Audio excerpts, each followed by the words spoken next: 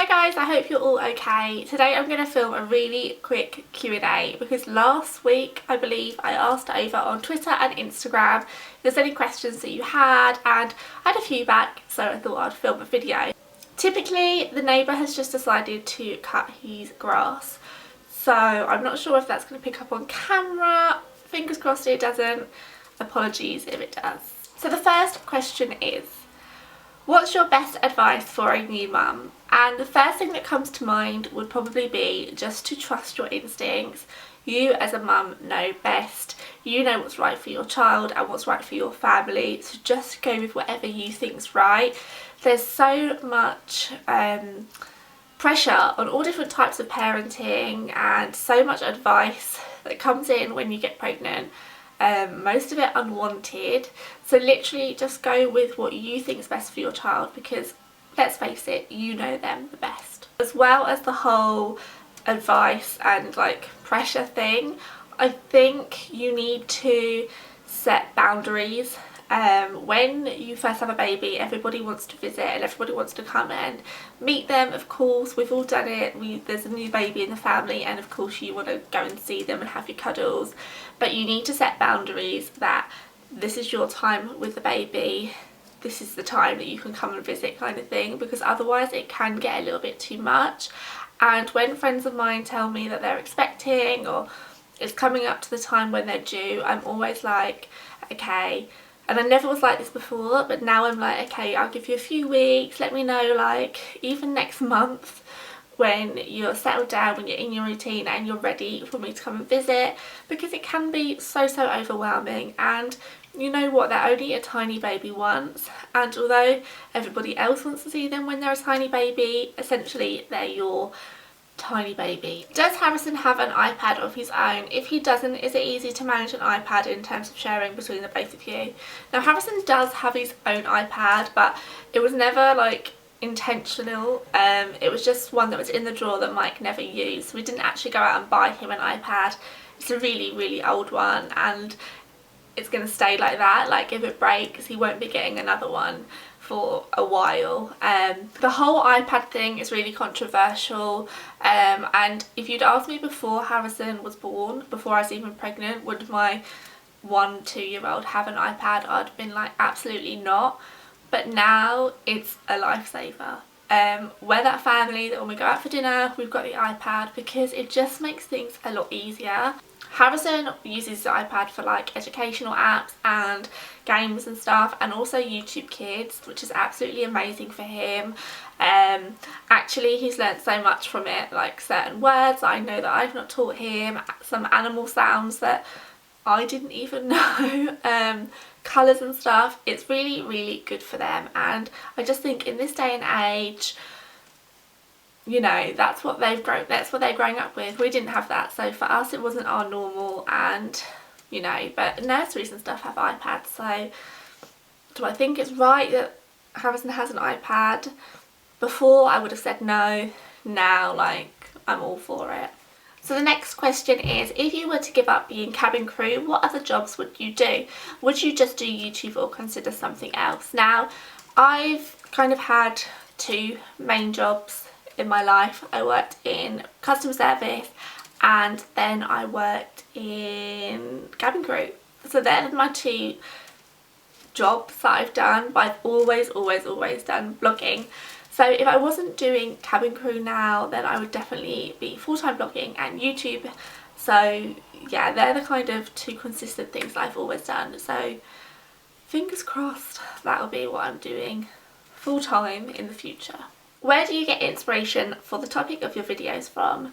Now, in terms of like my main YouTube videos, they are vlogs. So I don't like get inspiration for topics for them because that's real life, it's whatever's happening in that moment. But in terms of my topical videos like me time, a lot of them come from Channel Mum. So I work with Channel Mum, which is a parenting website that hosts like a whole bunch of YouTube mum videos and dads, and they cover like really good topics, like important topics, current topics, all to do with parenting. So a lot of inspiration comes from them, but a lot of the time it's just real life. So the next question is, I know Harrison goes to nursery, however your shifts are different each month, so how do you juggle childcare on a day that both you and Mike are working when there is no nursery? Okay, so my work are really good in that I kind of know what I'm doing. It can change, and it does change a lot, but I kind of know what I'm doing like 4 or 5 weeks in advance.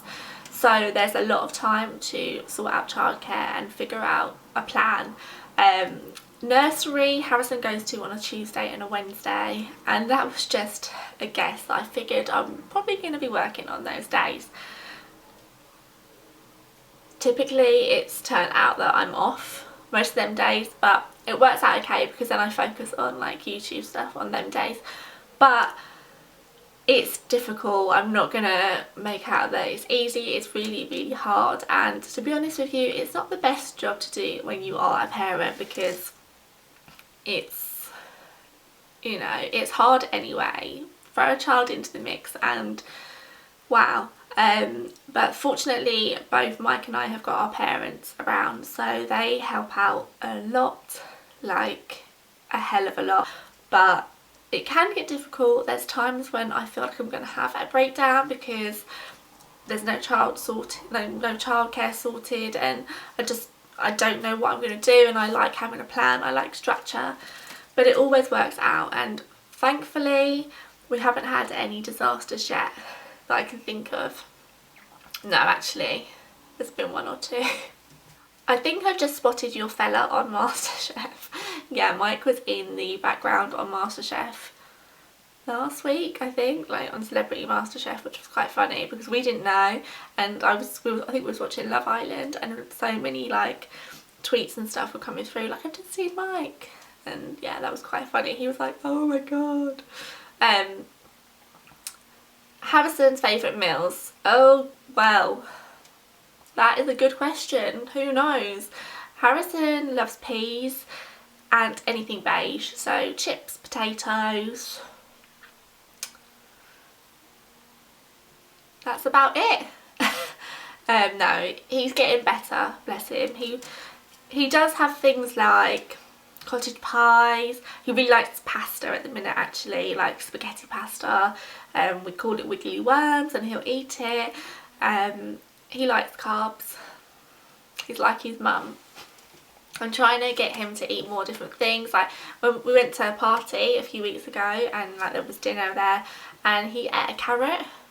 Like he chose to eat a carrot off of my plate, and I literally could have cried. But he hasn't eaten one since, so he likes beige carbs. How do you feel about chore splitting? Now, chore splitting is one of those things that always comes up in conversation amongst particularly parents. Oh, chore splitting. Okay, so chore splitting is probably one of the things that me and Mike argue about most. Chore splitting. Okay, so Mike works full-time Monday to Friday. I work part-time flying, like 2 weeks on, 2 weeks off, and then I do YouTube stuff, which is a job, and then I'm a mum. And I wish that we split chores more. I wish that it was a more 50-50 thing, but it's not. I get it, like I completely understand that Mike works full-time and that he'll be tired when he gets home and stuff, but I like a tidy house. It's a really tough one because it could go both ways. So Mike cooks, like that's what he does every single day, like that's his like chore, I guess, because I hate cooking, he loves it. So I clean, I tidy, do the washing, put the washing away, all that stuff. I look after the house, get the shopping in, he cooks and goes to work full time. We argue about it quite a bit because I wish that he did do more, but at the same time I see why he doesn't, partly because, well, mostly because I like it done in the morning. I like things done a certain way. My standard of cleaning and tidying and being organised is different to his, and he would rather do it in the evening. Once Harrison's in bed, once we've eaten our dinner, chilled out, literally right before bed, but I don't get that because I want to enjoy a tidy house and enjoy a clear floor and a hoovered carpet and a kitchen that's spotless. It's a hard one. If I wasn't working at all, I get it because I'd just be at home with Harrison, but I do work as well. I don't know. It's split anyway. I'm not saying that he does nothing, because he definitely does do stuff and he cooks, which I appreciate a lot. I am so grateful that he cooks because I literally despise it, but I do, sorry about the cars going past. In an ideal world it would be 50-50, but as we all know, this is no ideal world, and he does work 5 days a week, so I've got to cut him some slack really. What tips would you give to new mums, and also how do you feel physically after giving birth to Harrison? So I covered the whole tips and advice to new mums earlier, but how did I feel physically after giving birth? In terms of was I sore? Yeah, I was really sore. I remember struggling to like get up and move about. Something that they don't tell you when you have a baby is that physically it is pretty impossible to go to the toilet. It's tough. I don't remember anyone ever saying that to me, but if you are expecting, there you go. It's really hard. My videos always get TMI, honestly. Pooing is impossible, so that was really uncomfortable because I had like bellyache and stuff. And going to wee hurts. I have a bit of advice for new mums. Get a massive bottle of water, or like a watering can or a spray bottle, something, and keep it to hand every time you're going to the wee, because I don't want to put people off that haven't had kids, but you're going to need to pour and spray and cool down whilst you're peeing. Yeah, I was fortunate enough that I didn't have any stitches or anything, and I remember finding it really hard to like sit down and get up, so my heart honestly goes out to those who experienced any kind of trauma down there when they was giving birth, because wow, it was really uncomfortable, but the joy of having a new baby kind of covers that up. You don't really care that much. By like 2 or 3 days of being at home, I was fine. I remember I was driving, going out and about. I was in London by like day 5 or 6. The bleeding is quite intense. I remember calling my mum and asking her to go to the shop and buy me, do you know, like the sheets that you put on a baby's bed, like when they're wet in the bed, like to protect the mattress. I asked her to go and buy me a bag of those to put on the sofa. Physically it is tough on your body. It's a hard going process, but you know what? Women's bodies are absolutely amazing, and the things that they can cope with and do is a miracle. The next question is, how do you keep Harrison on a routine, and do you find it difficult?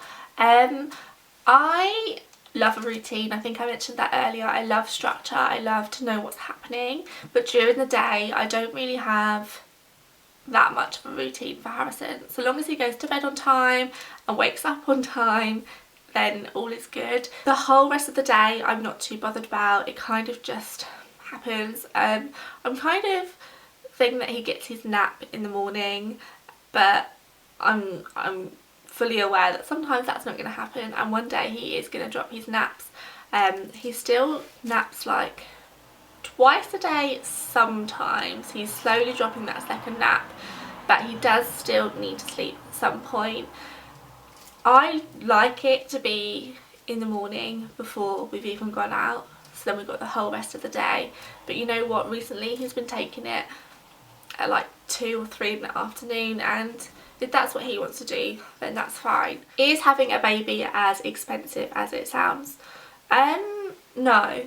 And you know what? I always say that to people when they tell me like they're expecting, because I remember when I first found out I was pregnant, I probably mentioned it in my first trimester video, that I was so worried that I wouldn't be able to afford to have a baby. I was so worried, and I always say to people that worry about that now, it's kind of what you make it. It's as expensive as you want it to be. I was really prepared with it, so throughout my whole pregnancy I stocked up on nappies. I kind of bought everything early, so at the time the baby came and I was on like my maternity wage, I had that money because I'd already bought the nappies, I'd already bought the clothes and everything, so I didn't feel the expense of it then. Nursery is the biggest expense where Harrison is concerned. At the minute we're paying about £60 a day, which is obscene, and I've just been told that's going to go up, which is scary. But no, it's not as expensive as some people make out. Of course, prams, cots, all of that costs a lot, but at the same time, it's, if you buy the right one, you won't have to buy another one until they're a toddler and they're in like a little cheapy stroller. I'm not saying it's the cheapest thing in the world, because of course it's not, and we all like nice things. We all like nice things for our children especially. I think you just need to know where to draw the line as well. Like, do they need that? And also places like Primark and Asda and Tesco's, and you know, they just make it so much easier and so much affordable for parents. It's just when they need to go to nursery that the money becomes a bit more of an issue, I think. My final question is, if you could tell your teenage self something, what would it be? Ooh, I think I would need to write a book. Work hard. Stop moaning about school. Stop moaning about college. Focus on the future. Appreciate school, because I hated it. Like, I'm not gonna pretend I hated school. But now looking back, like, I was with my friends every single day. Just work hard and play hard and keep the future in mind in terms of careers and stuff. I never knew what I wanted to be. I don't think I had that much ambition. I kind of just went through phases. I like different things. Now I realise that it probably would have been a little bit better to have a plan.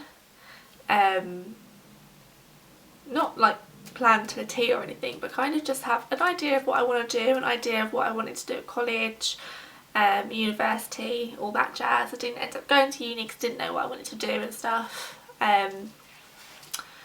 But essentially I got what I wanted. I wanted a family. I don't know, work hard and play hard and just appreciate those around you and spend as much time as you can with your grandparents and your parents and those you love in general, to be honest. Yeah. That is it for today's Q&A. I hope I didn't babble on too much, because I know that I can do that sometimes.